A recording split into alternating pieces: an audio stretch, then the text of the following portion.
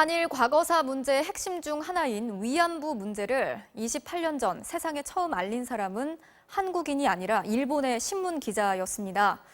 국적을 떠나서 의로운 일을 그래서 우리 입장에서는 빚을 진 셈인데요. 이 기자는 우경화의 그늘이 짙은 일본에서 그동안 각종 음해와 협박에 시달리고 있습니다. 오늘 마침 관련해서 재판이 열렸는데 고현승 특파원이 직접 만났습니다. 환갑을 넘긴 우에무라 다카시 전 아사히 신문 기자는 지난 1991년 일본군 위안부 문제를 처음 세상에 알렸습니다. 고 김학순 할머니의 증언을 토대로 당시로선 아무도 말하지 않던 충격적인 진실을 기사로 썼습니다. 調査結果を教えてもらうのと調査のテープを聞かせてもらいました。それで書いたのがこの記事です。 사흘 뒤 한국에서 김 할머니의 공개 증언이 나왔고 관련 보도가 계속 터져나오면서 위안부 문제는 한일 외교 문제가 됐습니다. 92년 일본 미야자와 총리의 사과 발언, 93년 위안부 모집과 관리 등의 강제성이 있었음을 인정하는 고노 관방장관의 담화까지 이어졌습니다. 反省とお詫びの気持ちを申し述べたいと思います。 일본의 부끄러운 과거를 들춰낸 일본인 기자. 그러나 이후 그는 우익들의 표적이 됐습니다. 날조 기사를 썼다는 근거 없는 음해는 물론 살해 협박까지 직장과 집으로 수없이 날아들었습니다. あんたを殺すっていう脅迫状が来てるっていう話をしたんですけどね、本当にすごく辛かった。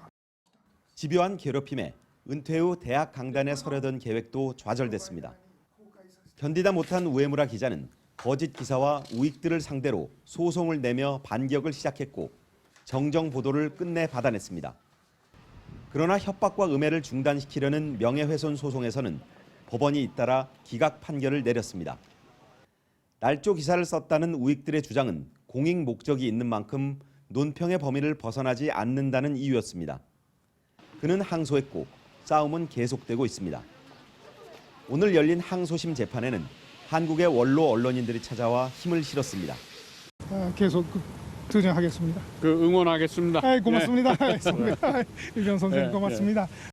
전두환 노태우 때 많은 사람들이 잡혀 들어갔을 때 재판에 응원하러 갔었잖아요.